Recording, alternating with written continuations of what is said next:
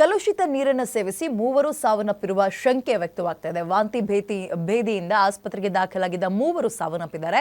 ಯಾದಗಿರಿ ಜಿಲ್ಲೆಯ ಒಂದೇ ಗ್ರಾಮದ ಮೂವರು ಕೂಡ ಸಾವನ್ನಪ್ಪಿದ್ದಾರೆ.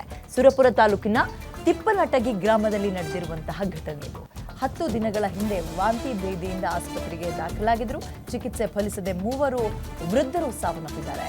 48 ವರ್ಷದ ದೇವಿಕಮ್ಮ ಹೊಟ್ಟಿ ಅಂತ, 60 ವರ್ಷದ ವೆಂಕಮ್ಮ, 50 ವರ್ಷದ ಪೂಜಾರಿ ರಾಮಣ್ಣ. ಅಂದರೆ ತೀರಾ ವಯಸ್ಸಾಗಿರೋರೇನಲ್ಲ. ಒಬ್ಬೊಬ್ರು 48 ವರ್ಷ, ಇನ್ನೊಬ್ರಿಗೆ 50 ವರ್ಷ, ಮತ್ತೊಬ್ರು 60 ವರ್ಷದವರು. ಸರ್ಕಾರಿ ಆಸ್ಪತ್ರೆಯಲ್ಲಿ ಇದೀಗ ಬೇರೆ ಬೇರೆ ಸರ್ಕಾರಿ ಆಸ್ಪತ್ರೆ ಸೇರಿದಂತೆ ಬೇರೆ ಬೇರೆ ಖಾಸಗಿ ಆಸ್ಪತ್ರೆಗಳಿಗೂ ಕೂಡ ಇವರು ದಾಖಲಾಗಿದ್ದರು ಚಿಕಿತ್ಸೆಗೋಸ್ಕರ. 3 ದಿನಗಳಲ್ಲಿ ಮೂವರು ಅಸ್ವಸ್ಥರು ಕೂಡ ಸಾವನ್ನಪ್ಪಿದ್ದಾರೆ, ದಿನಕ್ಕೊಬ್ಬೊಬ್ಬರಂತೆ. ಇನ್ನು 20 ಮಂದಿಯ ಪರಿಸ್ಥಿತಿ ಗಂಭೀರವಾಗಿದೆ. 6 ಜನರ ಸ್ಥಿತಿ ಗಂಭೀರ ಅಂತ ಇದ್ದಾರೆ. ಸ್ಥಳಕ್ಕೆ ಸುರಪುರ THO ರಾಜ ವೆಂಕಟಪ್ಪ ನಾಯಕ ಭೇಟಿಯನ್ನು ಕೊಟ್ಟು ಪರಿಶೀಲನೆ ನಡೆಸಿದ್ದಾರೆ. ಕಾರಣ ಈಗ ಕೇಳಿ ಬರ್ತಾ ಇರೋದು ಅಸ್ವಸ್ಥರಾಗೋದಕ್ಕೆ ಕಲುಷಿತ ನೀರು ಸೇವಿಸಿ ಮೂವರು ಈಗ ಸಾವನ್ನಪ್ಪಿದ್ದಾರೆ ಅಂತ ಮಾಹಿತಿ ಸಿಗ್ತಾ ಇದೆ.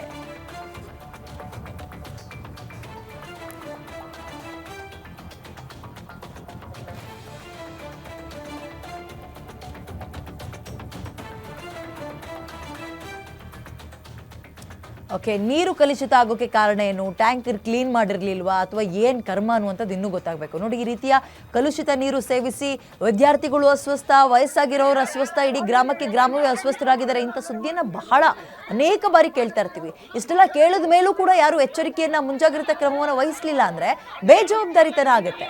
ಈಗ ಮೂವರು ಸಾವನ್ನಪ್ಪಿದ್ದಾರೆ. ಇನ್ನು 20ಕ್ಕಿಂತ ಅಂದರೆ ಒಂದು 23 ಜನ ಆಸ್ಪತ್ರೆ ಸೇರಿದ್ದಾರೆ. 6 ಜನರ ಪರಿಸ್ಥಿತಿ ತೀರಾ ಗಂಭೀರ ಅಂತ ಇದ್ದಾರೆ. ಈ ಸಾವುಗಳಿಗೆ ಹೊಣೆ ಯಾರು, ಕಾರಣ ಯಾರು? ಆ್ಯಂಡ್ ಇವ್ಯಾವೂ ಕೂಡ ಗೊತ್ತಿಲ್ಲದೆ ಆಗುವಂಥದ್ದಲ್ಲ. ಇಡೀ ಊರಿಗೆ ಆ ಟ್ಯಾಂಕಿನಿಂದ ನೀರು ಸರಬರಾಜಾಗುತ್ತೆ ಅಂದಾಗ ಟ್ಯಾಂಕಿನ ಪರಿಸ್ಥಿತಿ ಹೇಗಿದೆ, ಕ್ಲೀನ್ ಆಗಿದೆಯಾ, ಎಷ್ಟು ದಿನಕ್ಕೊಂದ್ಸಲ ಕ್ಲೀನ್ ಮಾಡ್ತಾರೆ, ನೀರು ಕಲುಷಿತ ಆಗೋಕೆ ಟ್ಯಾಂಕೇ ಕಾರಣನಾ ಅಥವಾ ಬೇರೆಲ್ಲಾದ್ರೂ ಚರಂಡಿ ನೀರು ಮಿಕ್ಸ್ ಆಗ್ತಾ ಇದೆಯಾ, ಇವೆಲ್ಲ ನೋಡ್ಬೇಕಲ್ವಾ ರೀ. ನೀರು ಬೇಸಿಕ್ ಅಲ್ವಾ ಇದು? ಕುಡಿಯುವಂತಹ ನೀರು ನಮ್ಮ ಹಕ್ಕು, ಕೇಳೋದು. ಶುದ್ಧವಾಗಿರೋ ನೀರು ಸಿಗ್ತಾ ಇಲ್ಲ ಅಂದರೆ ಯಾವ ಸೀಮೆ ಹೇಳಿ?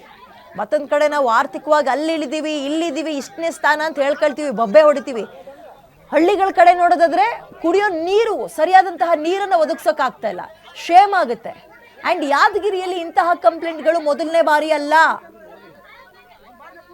ಡೀಟೇಲ್ಸ್ ನನ್ನ ಕಲಿಗ ನಾಗಪ್ಪ ನೀಡ್ತಾರೆ. ನಾಗಪ್ಪ, ನೀರು ಕಲುಷಿತ ಆಗಿದೆ ಅಂದರೆ ಕಾರಣ ಟ್ಯಾಂಕ್ ಅಥವಾ ಬೇರೆಲ್ಲಾದ್ರೂ ಪೈಪ್ ಹೊಡೆದೋಗಿ ಬೇರೆ ನೀರು ಸೇರ್ತಾ?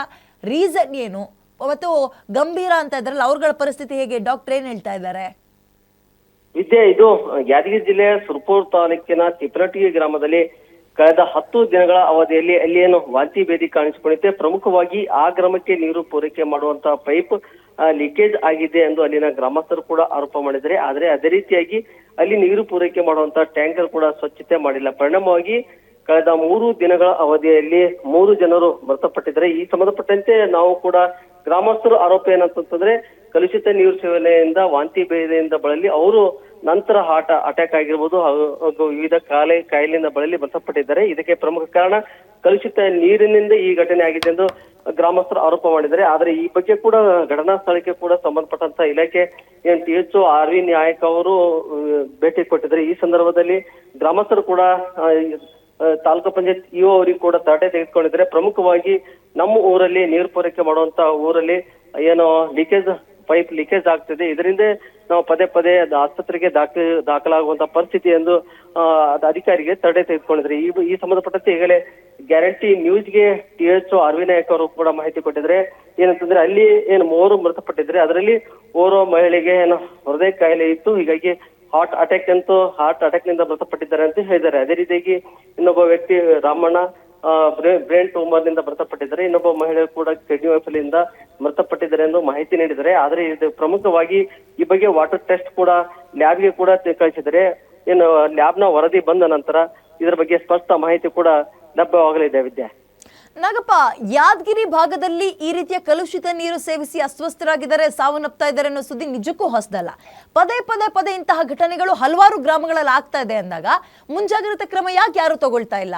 ಕನಿಷ್ಠ ಪಕ್ಷ ಒಂದು ಟ್ಯಾಂಕ್ ಕ್ಲೀನ್ ಮಾಡ್ಕೊಳ್ಳುವ ಸೌಜನ್ಯವು ಅಲ್ಲಿನ ಗ್ರಾಮ ಪಂಚಾಯಿತಿಗಳಿಗೆ ಇಲ್ವಾ ಹಾಗಾದ್ರೆ? ವಿದ್ಯೆ ಯಾದಗಿರಿ ಜಿಲ್ಲೆಯಲ್ಲಿ ಈ ಹಿಂದೆ ಸಾಕಷ್ಟು ಏನಂತಂದ್ರೆ ಯಾದಗಿರಿ ಜಿಲ್ಲೆಯ ಏನು ಶಾಪುರ್ ತಾಲೂಕಿನ ಹೊಸಪೇಟೆ ಗ್ರಾಮದಲ್ಲಿ ಕೂಡ ಅಲ್ಲಿ ಕಲುಷಿತ ನೀರಿನಿಂದ ಮೃತಪಟ್ಟಿದ್ದು. ಅದೇ ರೀತಿಯಾಗಿ ಗುರುಮಿಟ್ಕಲ್ ವಿಧಾನಸಭಾ ಕ್ಷೇತ್ರದಲ್ಲಿ ಅನುಪುರ್ ಗ್ರಾಮದಲ್ಲಿ ಕೂಡ ಸಾಕಷ್ಟು ಏನಂತಂದ್ರೆ ಕಲುಷಿತ ನೀರು ಸೇವನೆಯಿಂದ ಮೃತಪಟ್ಟಿರುವಂತಹ ಘಟನೆಗಳು ಜರುಗಿದ್ದಾವೆ.